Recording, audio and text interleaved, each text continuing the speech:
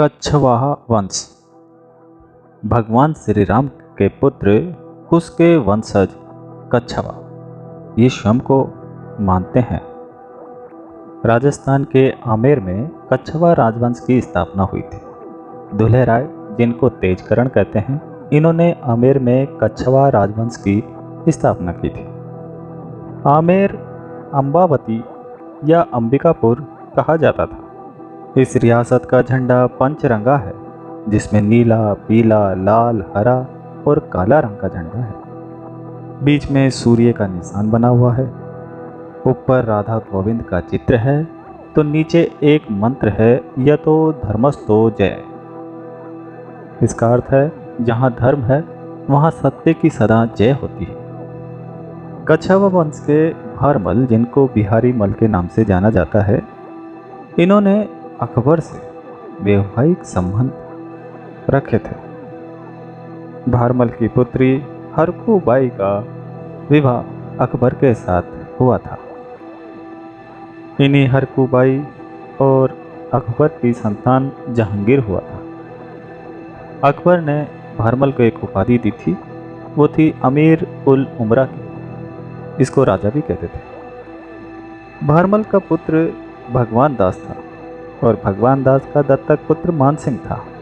भगवान दास की एक पुत्री थी मानबाई, जिसका विवाह जहांगीर से हुआ था। मानबाई को सुल्ताना मस्ताना के नाम से जाना जाता है। मानबाई और जहांगीर का एक पुत्र था, जिसको खुसरो कहते हैं। खुसरो की हत्या मानबाई ने ही की थी। मानबाई ने अफीम खा करके आत्महत्या कर दी थी। अकबर ने मानसिंह को एक उपाधि दी थी, हरचंद की, मिर्जा राजा की। मानसिंह अकबर का प्रसिद्ध मनसबदार और सेनापति था। उसके 9 रत्नों में से एक रत्न था। 7000 का मनसब मानसिंह के पास था। मानसिंह का दरबारी कवि हाया बारहट था। मानसिंह के समय का साहित्यकार पुंडरीक विठल ने ग्रंथ राग मंजरी, राग चंद्रोदय, नर्तन निर्णय, दूनी प्रकाश, चूनी प्रकाश जैसे ग्रंथ लिखे, तो मान प्रकाश का रचयिता मुरारी दास था। मानसिंह कीर्ति ग्रंथावली की रचना जगन्नाथ ने की थी।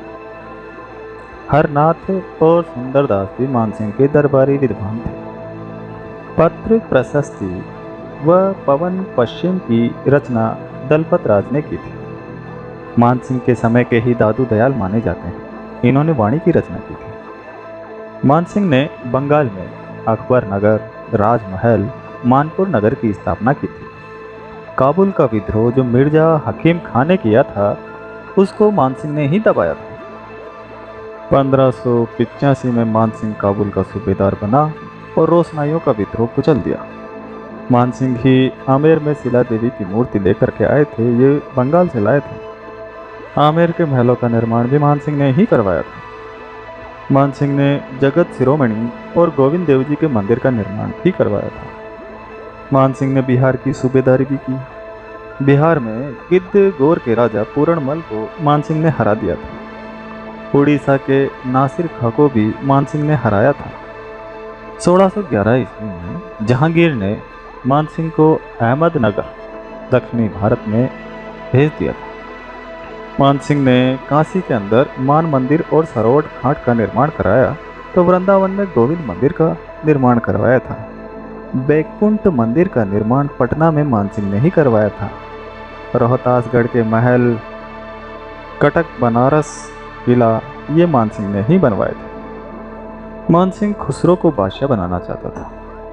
6 जुलाई 1614 ईस्वी को दक्षिणी भारत के एलिचपुर जगह पर मानसिंह की मृत्यु हो गई थी। मिर्जा राजा जयसिंह ने जहांगीर, शाहजहां और औरंगजेब के समय काम किया था। बिहारी सतसई की रचना करने वाला कवि बिहारी इनके दरबार में था। 23 जून 1665 ईस्वी की पुरंदर की संधि जो शिवाजी के साथ हुई थी, वो जयसिंह की सहायता से ही हुई थी। कवि कुलपति मिश्र भी जयसिंह का दरबारी कवि था, जिन्होंने 52 पुस्तकें लिखी। कवि कुलपति मिश्र जयसिंह के साथ दक्षिण के अभियान पे भी था और इसने शिवाजी के बारे में बहुत कुछ लिखा है। जयसिंह चरित्र की रचना राम कवि नामक विद्वान ने लिखी है। शाहजहां ने जयसिंह को मिर्जा राजा की उपाधि दी थी। मध्य एशियाई अभियान पर शाहजहां के साथ जयसिंह भी था। आमेर के महल, जयगढ़, औरंगाबाद में जयसिंहपुर नगर, ये सब निर्माण कार्य जयसिंह ने ही करवाए थे। 2 जुलाई 1667 ईस्वी को बुरहानपुर, जो दक्षिणी भारत में है, इस स्थान पर जयसिंह की मृत्यु हो गई। राम सिंह ने उत्तराधिकार युद्ध में पहले दारा सिकों का साथ दिया, बाद में औरंगजेब के पक्ष में हो गए। शिवाजी जब कैद में थे औरंगजेब की, तो उनकी पूरी तरह रक्षा राम सिंह ने ही की थी। सवाई जयसिंह औरंगजेब ने इनकी वीरता और वाक चातुर्य से प्रभावित था, इनको सवाया कहता था, इसलिए इनका नाम सवाई जयसिंह हो गया। उत्तराधिकार का जो युद्ध हुआ, जाजव का युद्ध, उसमें जयसिंह ने आजम का साथ दिया था। जाजव के युद्ध में मुअज्जम विजय हुआ और बहादुर शाह प्रथम के नाम से दिल्ली का शासक बना था। मुअज्जम ने आमेर का नाम बदल करके मोमिनाबाद या इस्लामाबाद कर दिया था। मोहम्मद शाह रंगीला के समय जयसिंह को जो उपाधि मिली, वो सर महाराज हाय और राज राजेश्वर श्री राजाधिराज सवाई की उपाधि मिली थी। सवाई जयसिंह ने जजिया कर और तीर्थ कर हटवाने में कार्य किया था। भरतपुर के जाट शासक चूड़ामन ने जयसिंह को हराया था, तो भरतपुर के शासक बदन सिंह ने जयसिंह को ब्रजराज की उपाधि दी। हुरडा सम्मेलन सवाई जयसिंह के अथक प्रयत्नों का ही परिणाम था। ये 17 जुलाई 1734 ईस्वी को हुरडा भीलवाड़ा में हुआ था। हुरडा सम्मेलन में जयपुर के सवाई जयसिंह, बीकानेर के जोरावर सिंह, कोटा के दोजन सिंह, बूंदी के दलेल सिंह, नागौर के बख्त सिंह, किशनगढ़ के राज सिंह, करौली के गोपाल सिंह, मेवाड़ के महाराणा जगत सिंह द्वितीय शामिल हुए थे। सम्मेलन का निर्णय था कि रामपुरा अगुचा में सभी शासक इकट्ठे होकर के और मराठों के विरुद्ध संघर्ष करेंगे। हुरडा सम्मेलन के अध्यक्ष जगत सिंह थे। जयसिंह ने एक ज्योतिष ग्रंथ की रचना की, जिसको जयसिंह कारिका कहते हैं।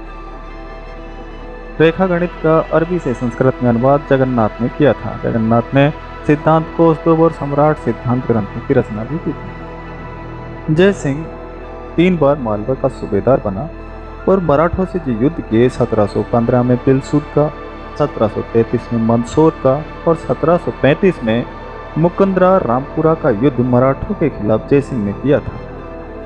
जयसिंह ने 5 वेधशालाएं दिल्ली, मथुरा, बनारस, उज्जैन, जयपुर में बनवाई थी।